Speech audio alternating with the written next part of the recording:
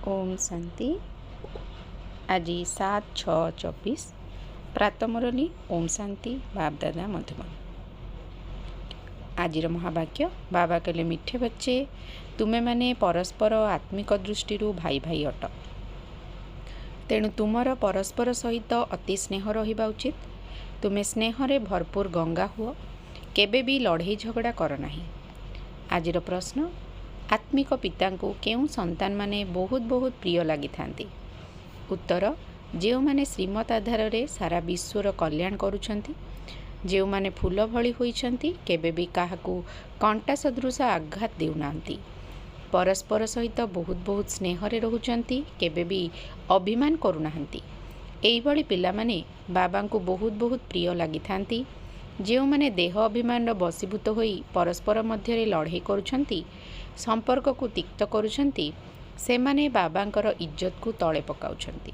तेणु सेमाने बाबांकर निंदा कराउथबा निंदुक अटंती। धारणा पाई मुख्य सार, स्नेहरे भरपूर गंगा हेबाकू पड़िबो। समस्तंक प्रति स्नेहर दृष्टि रखिबाकू हेबो।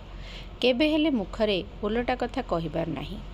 कौनसी जिनिस प्रति लोभ रखिबार नाही। सुदर्शन चक्रधारी होई रहिबाकू हेबो। एपरी अभ्यास करिबाकू हेबो जेपरी अंतिम समय रे बाबांक व्यतीत अन्य कौनसी जिनिस मने न पड़िबो।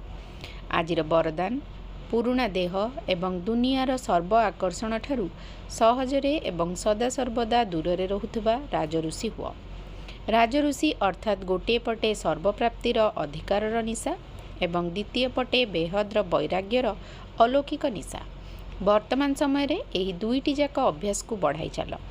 वैराग्य अर्थात आड़ होई रहिबा नुहे, किंतु सर्वप्राप्ति थिले मध्य विनाशी आकर्षण गुड़िक मन बुद्धि को आकर्षित करू नथिबो। संकल्प मात्र मध्य अधीनता नथिबो, तेबे कुहाजिबो राजऋषि अर्थात बेहद्र वैरागी। एही पुरुणा देह बा देहर पुरुणा दुनिया, व्यक्त भाव, वैभवर भाव, एही सब आकर्षण ठारू सर्वदा एवं सहजरे दूर रहुथिबा आत्मा। आजिर स्लोगान, विज्ञानर साधन गुड़ी को व्यवहार कर, किंतु सेगुड़ी को निजर जीवनर आधार कर नाही। ओम शांति।